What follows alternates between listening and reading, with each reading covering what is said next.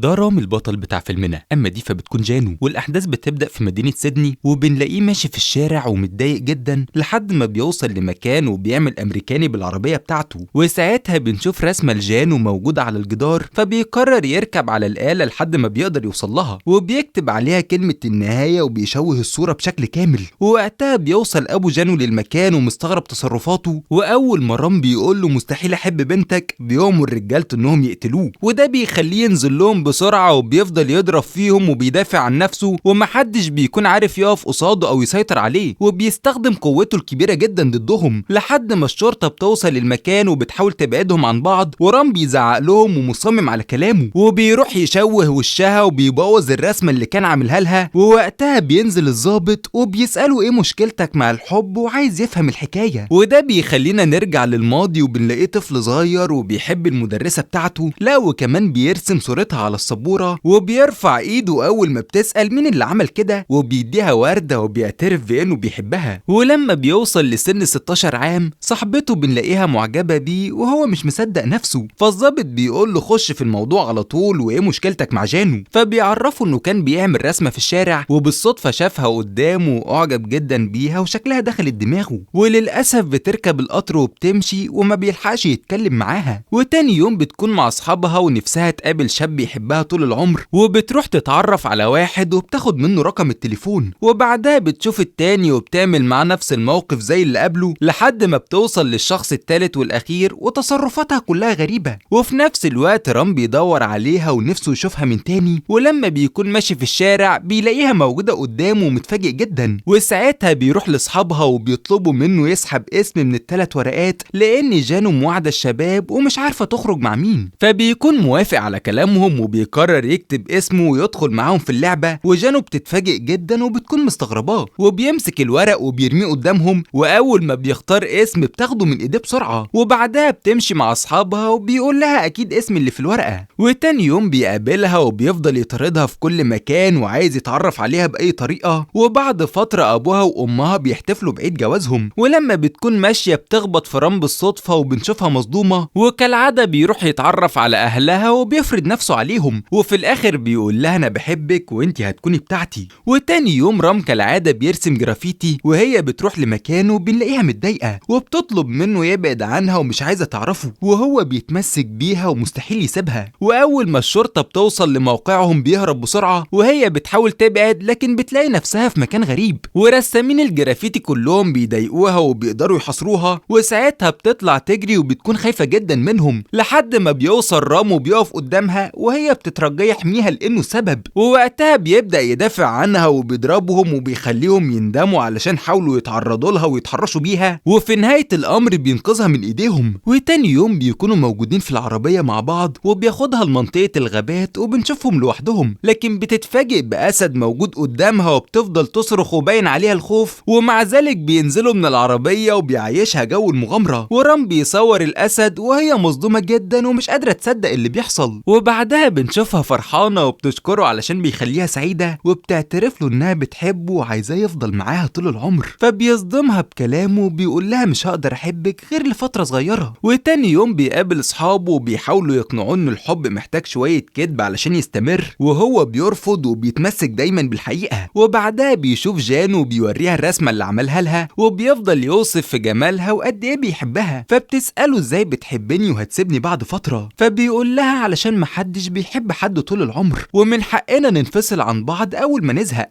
وساعتها بياخدها وبيروح يقابل واحده اسمها مدهو وبنكتشف انها كانت حبيبته وسابها علشان زهق منها، ومدهو بتقول لجانو رام هيخليكي تحبيه ومش هتقدري تستغني عنه، وفي لحظه معينه هيبعد عنك وهيحصل لك نفس اللي حصل لي، وبعدها بتسيب المكان وبتمشي. ووقتها بيولع سيجاره وبيقول لها انه حب 9 بنات قبل كده واولهم المدرسه بتاعته، وتاني يوم بياخدها لبيته علشان يعرفها على اهله، واول ما اخته وجوزها بيدخلوا المكان وبتشوفهم مع بعض بتساله يا ترى هتسيبها امتى، وساعتها هي وجوزها بيتخانقوا علشان مش عايزاه يشرب سجاير، ورام بيروح يديله كارت محامي وبينصحهم يطلقوا، وجانو بتساله ازاي تعمل كده، فبيقول لها علشان زهقوا من بعض ولازم ينفصلوا. وتاني يوم جانو بتروح الجامعه وبتلاقي رام ملون الكرسي بتاعها وبتعرف اصحابها انها مش مبسوطه لانه في اي وقت هيسيبها لوحدها، ومع الايام بتفكر تبعد عنه بشكل نهائي وبتوافق على على العريس اللي ابوها جايبه لها. ولما بيعرف رام انها هتتجوز بيكون متضايق ومش عارف هيتصرف ازاي. وبعدها بيجي ميعاد الخطوبه وهي بتتزوق وبتكون جاهزه، ورام بيوصل للمكان وعايز يشوفها، لكن ابوها بيمنعه وبيحاول يبعده عن طريقها لانه بيتسلى بيها، وهو بيكون مصمم يكلمها لاخر مره. وفعلا بيقابلها وبيسالها ازاي هتتجوزي واحد ما تعرفيهوش، وازاي واثقه انه هيفضل يحبك طول العمر. ولما بتقوله ده قرار ومش هرجع فيه، بيقول لها روحي اتجوزيه وبيسيبها براحتها. وفعلا بتكون مع العريس وبتبدا المراسم، لكن في اللحظه الاخيره بترفض انها تتجوز. وتاني يوم رام بيروح لها البيت مره تانيه، واول ما بتفتح الباب بتلاقيه موجود قدامها، وابوها بيتخانق معاه بسبب اللي عمله امبارح، لحد ما جانو بتقوله انها رفضت الجواز علشان نفسها، ومش هو الانسان اللي بتتمناه يكون في حياتها، لانها بتدور على واحد يحبها طول العمر. وبعدها بتسيبه وتمشي وهو بيفضل يضحك عليها، وده بيخلي ابو جانو يتضايق وبيقرر ينتقم منه. ومع الوقت بنلاقي رام بيمارس هواية التحليق وبيكون في السماء، وفي ناس بتنط وراه بسرعة وبيحاولوا انهم يموتوه، لكن بيقدر يدافع عن نفسه وبيتخلص منهم واحد واحد وبينقذ حياته من ايديهم. وبعدها بيروح لابو جانو وبيقول له حاول المرة الجاية تموتني تاني، وبيعرفه انه بيحب بنته ومش هيقدر يبعد عنها. ومع الايام بيقابل جان وعايز كالعادة يقرب منها، لكن دايما بتصده في الكلام وبتعرفه قريب هتلاقي واحد يقدر حبها، وعمرها ما هتكون رقم 10 في قصص حبه اللي دايما بتفشل. ولما بترجع البيت بتقف قدام صور اهلها وبتقول لامها نفسي في حب زي اللي بينكم انتي وابويا، فبتعرفها ان الحب مش دايما بيستمر، والناس بتفضل مكملة مع بعض علشان يحافظوا على اولادهم. وجانو مستغربة جدا من كلامها. وتاني يوم بتكون في الجامعة والثلاث شباب اللي كانت معاداهم بيتكلموا معاها وعايزين يعرفوا هي بتحب مين فيهم، لكن رام بيروح لهم وبيقول لهم خليها تفكر براحتها، وهم بيرفضوا نصيحته وبيخلوه يبعد عنهم، وبيتعاملوا مع جانو بطريقة وحشة جدا، فبيضطر ساعتها يدافع عنها وبيضربهم كلهم، وبيقول لهم جانو مش بتحب حد مننا احنا الاربعة. وساعتها بنرجع للوقت الحاضر وبيسألوا ايه السبب اللي يمنعك تحب واحدة طول العمر، ووقتها بيبدأ يحكي له وبياخدنا للماضي، وبنلاقيه بيصور اصحابه في الجامعة، وفي بنت اسمها روبا بتعدي بالصدفة من قدامه وشكله اعجب بيها، فبيركب الموتوسيكل بتاعه وبيفضل ماشي وراها في كل مكان لحد ما بيوصل وراها لمحطة القطر، وبيحاول يتعرف عليها ومش عايزها تبعد عنه، فبتقول له قدامك نص ساعة حبني فيها قبل ما القطر يتحرك، وبيفضل يترجاها علشان تديله رقم تليفونها وهي بتكون رافضة، واصحابه بيستعجلوه علشان مشروع التخرج، لحد ما بتوافق في الاخر وبيفضل يصور فيها. وتاني يوم بيسافر وراها مدينة مومباي وبيوصل للمكان اللي ساكنة فيه، واول ما بيشوفها قدامه بينادي عليها وهي مستغرباه، وفي الوقت ده بيجري ناحيتها وبيطلع لها عن طريق البلكونة لحد ما بيوصل لها، وبيعترف بانه هيحبها لاخر العمر، لكن ابوها وامها بيشوفوه وبيكونوا في موقف محرج. وتاني يوم بنلاقيه موجود مع اصحابه وبنكتشف ان روبا رايحة الاتجاه بتاعه وبتوافق ترتبط بيه وبتبادلوا نفس الشعور. ومع الايام بيقربوا جدا من بعض وبيخرجوا في كل مكان وحياتهم بتكون سعيدة، وكل واحد ما بيقدرش يستغنى عن التاني، وبيجيبوا هدايا وبيعبروا عن حبهم، وبيروحوا الواحد علشان يرسم صورتهم هما الاتنين مع بعض. وبعدها بيجي عيد ميلاد رام، ولما بتتصل بيه صحابه بيسبقوها والخط بيكون مشغول،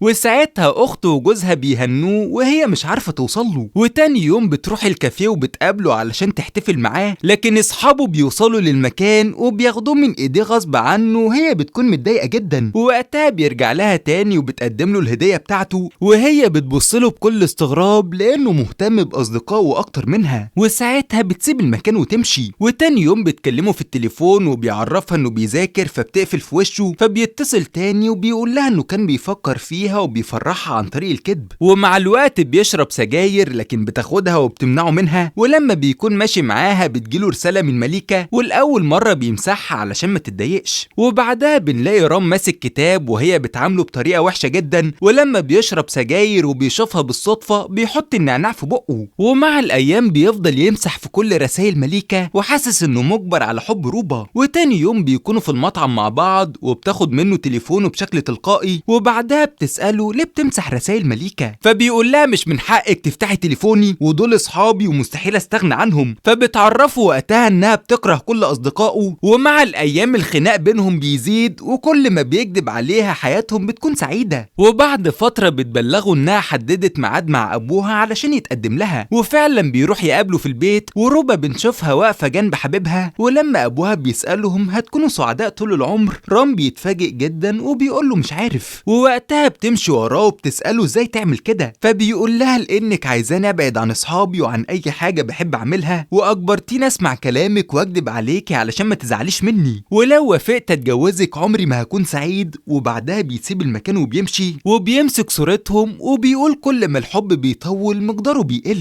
وبعدها بنرجع للوقت الحاضر، والظابط بيعرف هو ليه واخد موقف من استمرار الحب لفترة طويلة، وساعتها بيكمل لنا حكايته مع جانو، وبنشوفهم هما الاتنين قاعدين مع بعض، وبتقول له انا بتمنى اتجوز واحد صادق في حبه زيك، وهو بيكون فرحان وحاسس انها بدأت تفهمه اخيرا. فبترجع تصدمه لانها عايزاه يحبها طول العمر، وبتترجى ما يقفلش كل الابواب ما بينهم، لكن بيرفض وبيقول لها لو حبي هيتبني على كذب فانا مش عايزه، ولازم يكون عندك استعداد للانفصال في اي وقت. فبتعترض على كلامه وبتسيبه وتمشي. وساعتها واحد بيشوفه متضايق وبيحاول يتكلم معاه، ولما بيعرف حكايته بيقول له المشكله للاسف فيك، ومش معنى ان حبك فشل في 9 مرات قبل كده يبقى عمرك ما هتلاقي واحده تحبها طول العمر. وفي الوقت ده بيدخل في حاله نفسيه وحشه وبيبان عليه الزعل، ومش عارف يتصرف ازاي وخايف يضيعها من ايديه. وجانو بتكون زيه وحاسه انها بتخسر الانسان اللي قدرت تحبه في الحياه. وبعدها رام بيكون واقف ومتضايق، واخته بتقول له انها عايزه تتطلق، وساعتها بيتكلم معاها هي وجوزها وبيعرفهم انه كان غلطان، ومش معنى ان مفيش حب ما بينهم انهم ينفصلوا عن بعض. وبعدها بيقابل جانو في المحطه وبيحاول يتكلم معاها، وبيفضل يزعق لها لانه مش عايز يخسرها وبيطلب منها تفهمه، ومع ذلك بترفض كلامه وبتركب القطر. وفي مجموعه شباب بيدخلوا وراها والباب بيتقفل وبيتحرك من قدامه، ووقتها بنلاقيها بتتعرض للتحرش وبيفضلوا يضايقوا فيها وهي خايفه جدا منهم. ولما بيوصلوا للمحطه اللي بعدها بيكونوا ماسكينها، ورام بيظهر قدامهم وبيأمرهم يسيبوها، ولما بيرفضوا بيبدأ يضرب فيهم وبيدافع عنها، وبتسيبه حالة من الجنون علشان قربوا من حبيبته، وفي النهاية بيخلص عليهم كلهم. وتاني يوم بنشوفه لأول مرة بيتراجع عن قراره وبيقول لجانو انه هيحبها طول العمر، ولما بتسأله هتعمل ايه اول ما الفترة تخلص بيقول لها هحبك تاني، المهم ما تبعديش عني. ومع الايام بتجيب له وظيفة كمعلم رسم وعايزاه يسيب الجرافيتي، لكن بيقول لها مستحيل اوافق لانها مصدر سعادتي، فبتقول له لازم تختار بيني وبين الجرافيتي. ووقتها بنرجع للوقت الحاضر، وصاحبه بيقول له اكدب عليها ومثل انك بطلت ترسم جرافيتي، فبيقول له مستحيل اخدع الانسانه اللي بحبها ومصمم على الحقيقه. وبعدها ابو جانو بيقتنع انه مش هيلاقي حد يحب بنته زي رام، وساعتها بياخد رجالته وبيسيب المكان. ووقتها رام بيعترف للظابط ان المشكله كانت فيه من الاساس ولازم يضحي علشان يكسب حبيبته للابد، وبيمسك السبراي وبيرميه على الجدار، وبنكتشف انه رسم وش جانو مرة تاني، وبيقول دي اخر رسمة هعملها في حياتي، وبيركب عربيته علشان يرجع لحبيبته.